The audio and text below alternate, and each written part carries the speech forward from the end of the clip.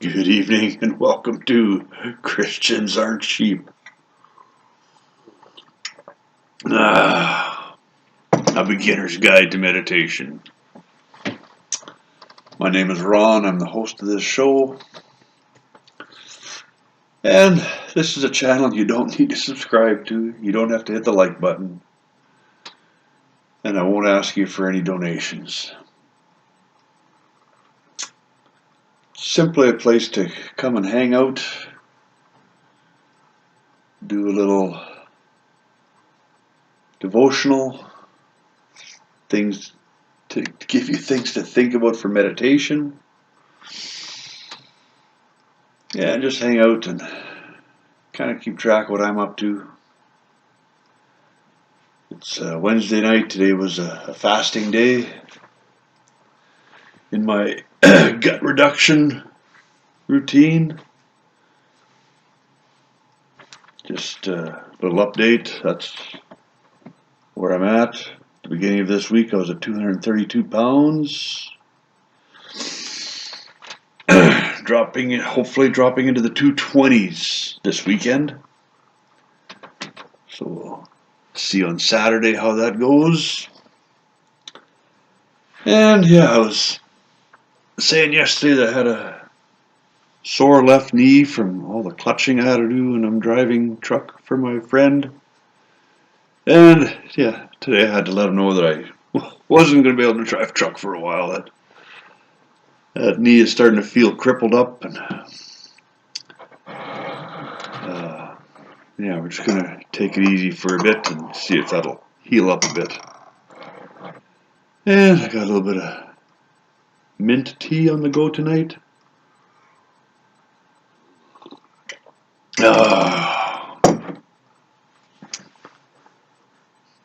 Oftentimes about this time in the evening I do get a few hunger pangs, so yeah, a little herbal tea helps settle down the mind and the stomach.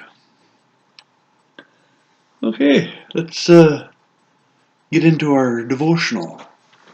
That's from Matthew 25 tonight. Parable of the Three Servants. Again, the kingdom of heaven can be illustrated by the story of a man going on a long trip. He called together his servants and entrusted his money to them while he was gone. He gave 5 bags of silver to one, 2 bags of silver to another, and 1 bag of silver to the last, dividing it into proportion to their abilities. He then left on his trip. The servant who received the 5 bags of silver began to invest the money and earned 5 more. The servant with 2 bags of silver also went out to work and earned 2 more. But the servant who received the 1 bag of silver dug a hole in the ground and hid the master's money. After a long time, their master returned from his trip and called them to give an account of how they had used his money. The servant to whom he had entrusted the 5 bags of silver came forward with 5 more and said, "Master, you gave me 5 bags of silver to invest, and I have earned 5 more." The master was full of praise. "Well done, my good and faithful servant. You have been faithful in handling this small amount, so now I will give you many more responsibilities. Let's celebrate together." The servant who had received 2 bags of silver came forward and said, "Master, you gave me 2 bags of silver to invest, and I have earned 2 more." The master said, "Well done, my good and faithful servant. You have been faithful in handling this small amount, so now I'll give you many more responsibilities. Let's celebrate together." Then the servant with the 1 bag of silver came and said, "Master, I knew you were a harsh man, harvesting crops you didn't plant and gathering crops you didn't cultivate. I was afraid I would lose your money, so I hid it in the earth. Look, here is your money back." But the master replied, "You wicked and lazy servant.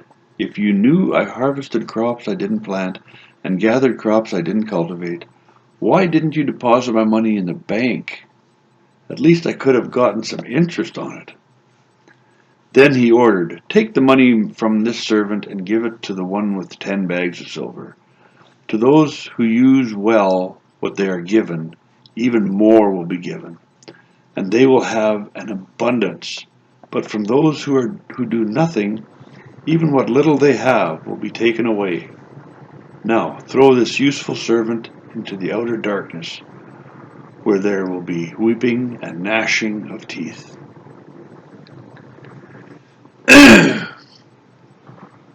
That reference to weeping and gnashing of teeth, that sounds like he went to hell. He obviously didn't know the master.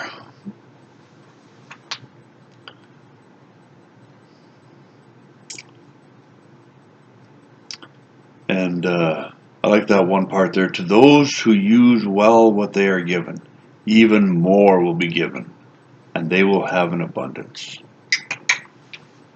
That's something to think about.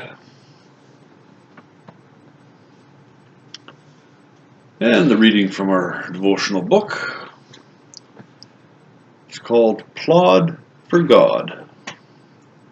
This morning I was out jogging when I decided to walk a bit. Just then a trim runner sprinted past, glancing at his watch. This is embarrassing, I thought. What must he think of me? Sometimes I'm embarrassed by more gifted runners in God's kingdom as well. But I needn't be. God has given each of us responsibilities according to our abilities. We who have 2 bags of gold need not be jealous of those who are given 5. God applauds faithfulness, not numbers. The diligent 2-bag servant receives the same praise as the one who invests 5. William Carey was a poor, self-educated British shoemaker. He wasn't on anyone's fast track, but he said, "I can plod, I can persevere." His plodding and enthusiasm for Jesus took him to India, where he became known as the father of modern missions. Most of us can't run wind sprints in God's kingdom, but we all can plod. Day after ordinary day, we can work, serve, and pray. Then we will hear from God, "Well done, good and faithful servant." Amen? Amen. That's a good thing to meditate on a little bit. What has God given you to do?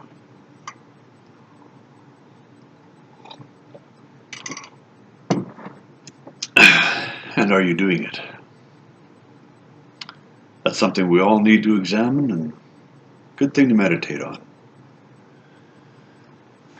And that's it for tonight. God willing, we'll see you tomorrow. Good night.